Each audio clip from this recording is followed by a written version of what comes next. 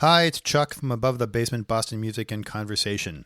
This is a special one for me because back in 2003, I was fortunate enough to get a job that put me into a cubicle, which many of you I am sure understand can be a bit soul-crushing. I wasn't acting, I wasn't playing music anymore, I had no creative outlet.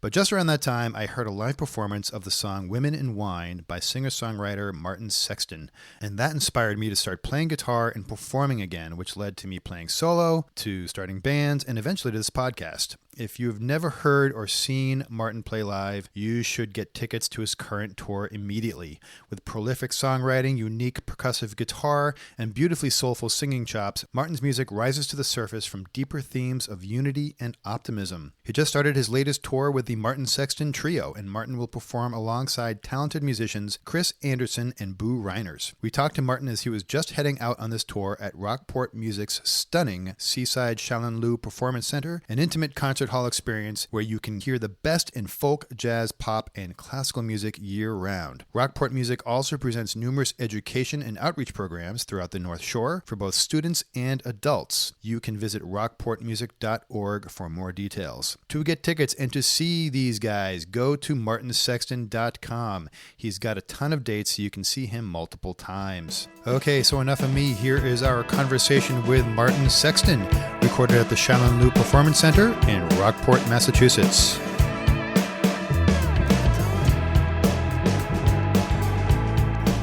Yeah, well, we got the pop protector. Yeah, it's a nice one, right? We usually have booms, but it won't attach to this table. Definitely the coolest mic. It's pretty cool. Of the night. Yeah, and it's good to sort of anchor it a little because it gets pretty heavy. Yeah, I bet. Well, actually, no. The coolest mic I saw is what you have on stage. Ear Trumpet Labs. Yeah, I know those. Yeah, they're out of Oregon. They're beautiful. They're large diaphragm, but they're more stable than the traditional sort of newer. With the classic diaphragm. looking too. Yeah, it's a nice old radio looking. Yeah, they kind of looking microphone. They do that. A lot of the bluegrass Americana acts are using them now. Thanks for sitting with us, and I want to thank Regina for helping us out. She put up with my pestering texting. She's a wonderful woman. This is the beginning of a big tour for you, the Martin Sexton Trio. Yes, sir. And you have two gentlemen with you, Chris Anderson and Boo Reiners. Yeah, great players. Yeah, how'd you meet these guys? Let's see. I met them basically through the New York scene. They're New York cats. You know, they're always working. Boo did tons of work with Dispatch over the years. Oh. And various other acts. The bios on these guys are great. Yeah. And Chris Anderson, just wonderful, did tons of work with Rachel Platt and other bands, just touring all over the world. And just Class A guys. They know their parts. They show up. They play. And we're going to have a lot of fun. Looking forward to the whole tour. It's going to be great. It's a long tour. It's through December at least, right? Yeah, it'll probably go through the winter, too. We'll be working from September probably on through the following spring. So tonight we're in Rockport, Massachusetts. Mm-hmm. And what's you got to pronounce this for me. I'll give it a shot. Give it a shot. Shalin. Is that how you say it? Yeah. It's a beautiful place. Nice place, huh? Gorgeous. Yeah. And then tomorrow you're at the Beachcomber. The Beachcomber, in Wellfleet, which is great. Different flavor than tonight. Yeah. And then you go to Lake Placid. Yeah. And then you're all over the place. Yeah. Tonight people will be wearing shoes. Tomorrow people will be wearing flip-flops. Right. And there'll be sand on the floor. That'll be great. And it's great. I guess the guy that designed the sound in this place in Shalin designed Tanglewood. Is that right? It's a really, it's got, if you Google the Shalin the rocks, we just saw it, but on the side sort of reverberate the sound. It's going to be great with that microphone. Yeah, we're going to take advantage of that and play off mic some tunes, on mic some tunes. Oh, nice. And I love using rooms. Every night is different in my business, so I always love to utilize those old theaters for what they were designed to do, which was, back in the day they didn't have amps, and a room like tonight is designed for symphonic presentations. There's a lot of chamber music they do here. Mm-hmm. Your trio, though, is perfect for that. When you think about your music, has folk to it, soul, rock, little country here and there, of course, and so little it's more going to be a good blend. A little more, even a little more, yeah. I've tonight heard that. You'll see. Okay. Are these all new songs that you've written with these guys, or no? They're not. It's not new material. It's okay. just a new presentation with the trio. Well, speaking of country, so I, like probably a lot of people, heard about your music with Black Sheep. At 96. Yeah. I remember always thinking that your music sort of had this nice balance between that, as people will say, musician, from the soul, from the heart, great grassroots stuff with mainstream. I think it's kind of hard to straddle that. Sure. And so anyway, a few years ago, I'm watching Scrubs. Mm-hmm. And my wife and I, we loved that show. We were really into it for a while. And I see the scene with the janitor, and he puts his finger on play on the boombox. And then it's Diner comes on, which I said, I think this is Martin Sexton. That's always wonderful when that stuff happens. Movie and TV placement is a beautiful thing. It's a nice way to just augment the music getting out, and checks come home. And I love it. It's a beautiful thing. Mailbox money, we call it. Right. Yeah, it was transcending. So I don't know. And then I thought back to when I first listened to your music in '96, and then sort of made me go to the albums between '96 and whatever, sure, 2010 or whatever that was. Yeah. A lot of what you do, you're a live performer.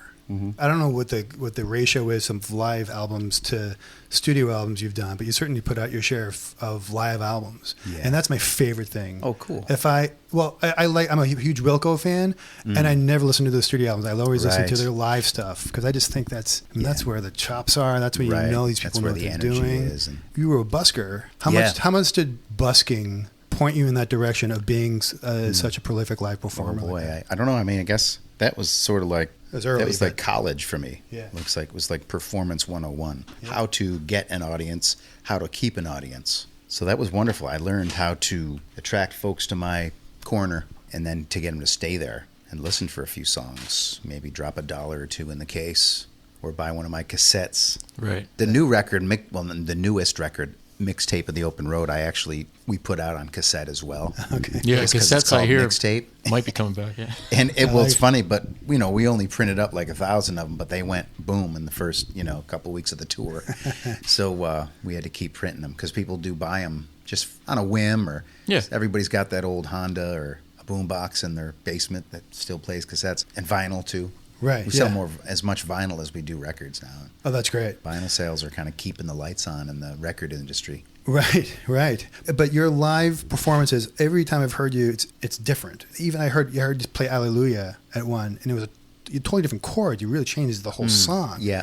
How does playing with these two guys here, have you changed some arranging from some of your songs for this tour? Oh, yeah. I'm playing less, with my right hand. I'm not solo, so I don't have to cover all the bases, So that's a challenge, too, because I've been solo so long. I mean, I've toured in all different configurations, from duos with drummers to full bands to solo. So it's a switch for me to remember that, hey, I don't have to cover all the percussion and the bass lines, and the chords, because there's a bass player and a freaking lap steel player right there on stage with me. Yeah. And big it's sound. Cool. It's nice. It's got to be bigger. Big at times, but I still want to try to maintain that pin drop silence in between the cracks. And you're going to get some harmonies out of these guys, too. Yeah, they sing. Yeah. You got the ability to change the dynamics a lot more. Yeah, so we're going for kind of I'm thinking in a sort of a classic country bluegrass leaning direction. We were talking before we started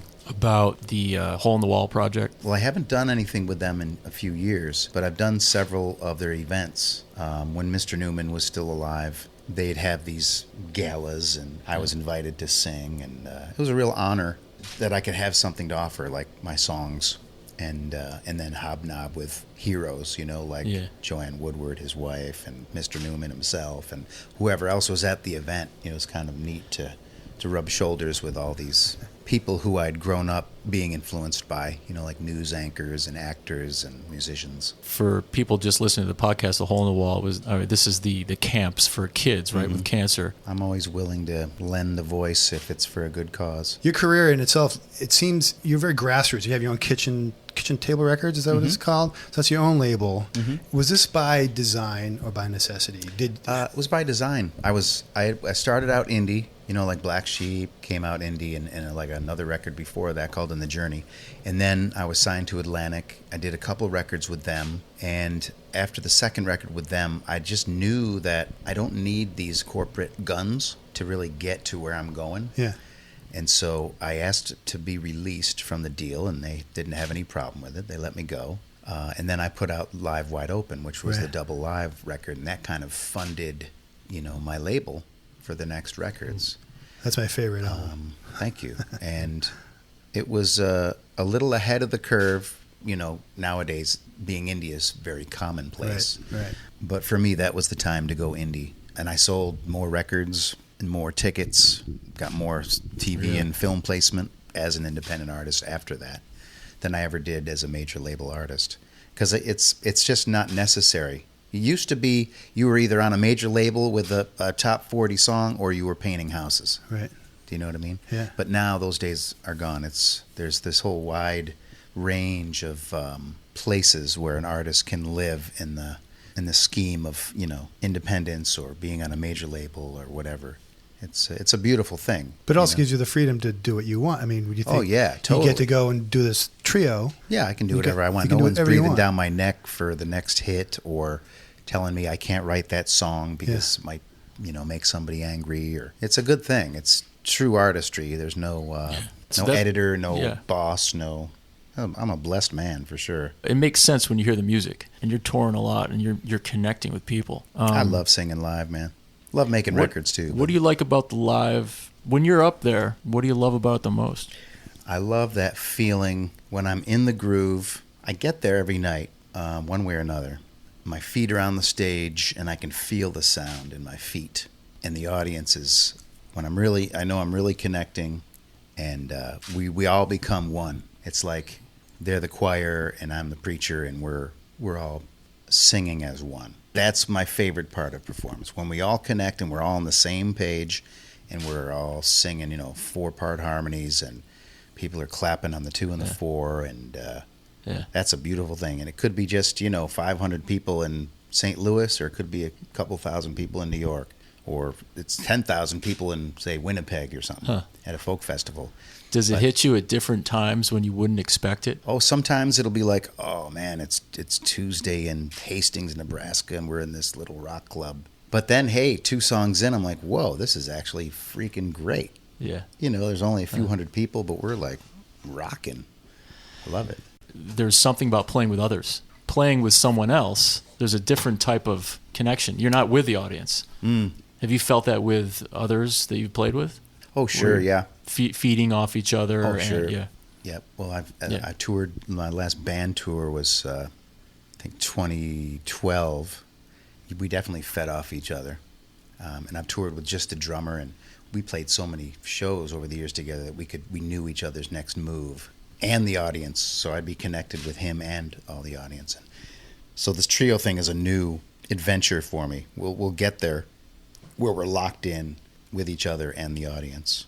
You didn't want any drums for this tour? Yeah, I took a tip. I'd done some touring with bands like Nickel Creek and Yonder Mountain String Band, and I thought, well, these folks can really rock it without drums. And we're doing a lot of rooms like this, like performing arts centers, where drums can be almost difficult.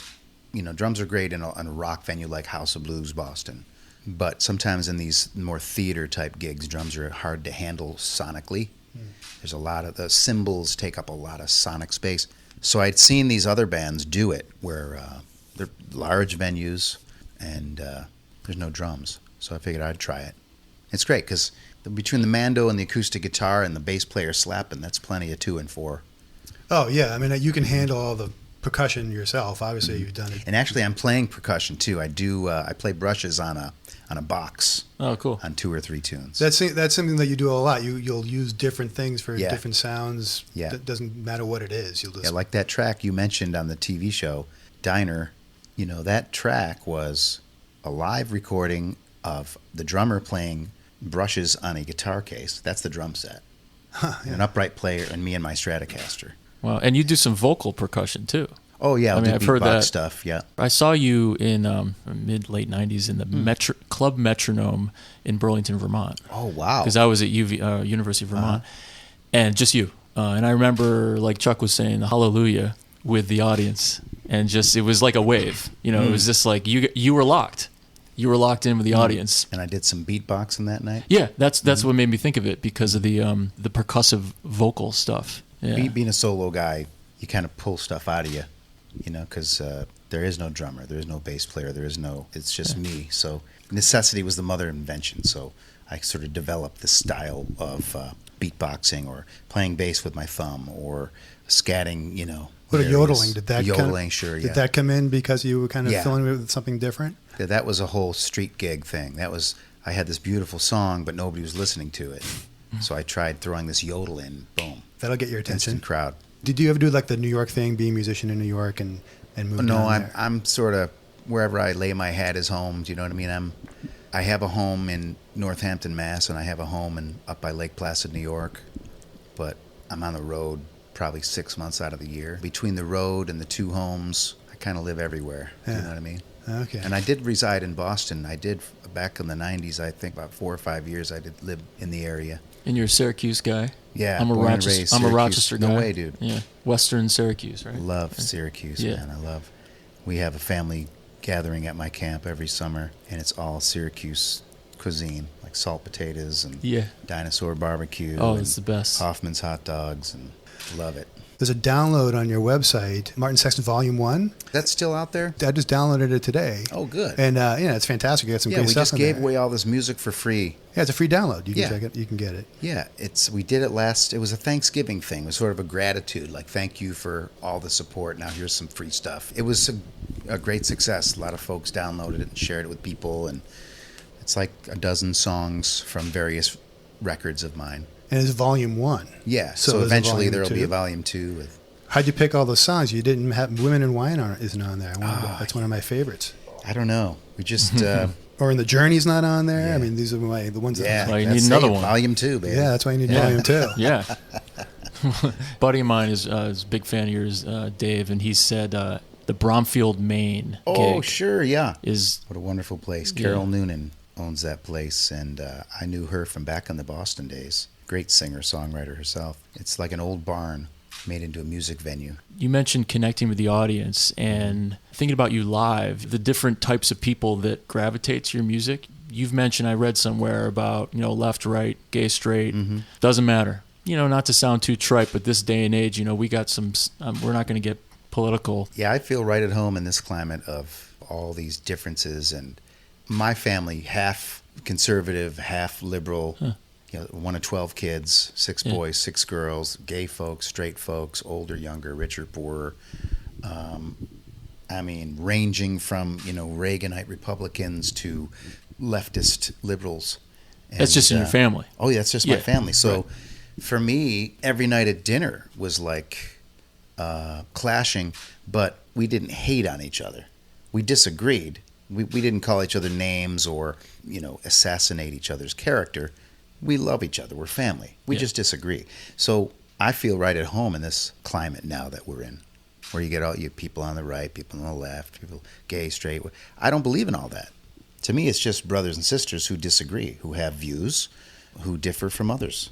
And it doesn't mean that, if you don't see it my way, that you are a racist, or if you don't see it his way, you are a homophobe. Or it just means we have different views, and we're all brothers and sisters when it comes down to it, as hippy-dippy as that sounds. Unity is where it's at. Unity. Yeah. Disagree but respect. And you see that, I think it's sort of a tangible thing in your shows. Mm-hmm. Where you see people singing that may be right next to each other that would disagree behind their back. I don't know. I remember it was right after the election. I was up in New Hampshire, a very political state. And it was 2 days after the election. And we had folks from both sides of the aisle, not throwing rocks at each other or calling names, but singing in 2- and 3-part harmony. Right. It's a beautiful thing. And I think that's the power of music. That's that's my job, is not just to entertain and, sing nice songs, but I've taken it on. I've taken on the responsibility of doing whatever I can to bring unity to people through music, because music is that powerful that it can do that. Right on. Last question. What are you looking forward to most on this tour? I'm looking forward to all the chicks and the money. Well, I'm looking forward to bringing unity through music with these fellas on stage, harmony with them and with the audience. I'm looking forward to the travels, to the people I'll meet, to the food I'll eat, to the things that I see out on the road. We'll be heading far west, and eventually we'll be getting over to Europe and Canada, and I still love my job. I still love the traveling. I don't like the flying. I don't like the 4-hour layovers. And I did a little math problem. I played in Idaho last week, and I did a 90-minute set at this festival out there. And then I thought, wow, actually, my travel time, it was like probably about 14 hours of travel time getting there and 16 hours of travel time getting back. And I just thought, wow, that's funny, man. If you add that up, that's like 32 hours of travel for 90 minutes of playing. Could go to China. Yeah. Yes, exactly. But that's the part of people don't usually, they think I just show up and play and that's my job. Yeah. But I like to say I sing for free, but I get paid to travel. Right, exactly, yeah. Right. We'll have a great show tonight. We're psyched Thank you, fellas. got to meet you and talk to you. We're looking forward to at least hearing the sound check. You guys are sold out tonight. Nice. Yeah. That's Love awesome. that. And check out Martin Sexton. Was starting off when? In Nantucket, right? After this? He's going to Wellfleet. And then not Nantucket, and sorry. then Martha's Vineyard for the old whaling church. Wellfleet's on Cape. And right. then, and I'm going to try and get to that show in Martha's Vineyard. Beauty. And then look for the trio dates out all through the fall and into the winter. Yeah, we'll give them the website at the beginning of this and everything. Oh, yes. That's Marty. All right, thanks very much. Okay, so first off, we'd like to thank Georgiana for putting up with all of our requests and helping us put all this together. To the folks at Shallon Lou in Rockport, Massachusetts for their hospitality. And of course to Martin for his generosity and conversation. You'll all be very happy to know he's a genuinely nice guy. Go to abovethebasement.com where you can sign up for our newsletter, listen and subscribe to our podcast, like our Facebook page, follow us on Twitter, and look at all the nice pictures we post on Instagram. We are everywhere. On behalf of Ronnie and myself, thanks for listening. Tell your friends, and remember, Boston music, like its history, is unique.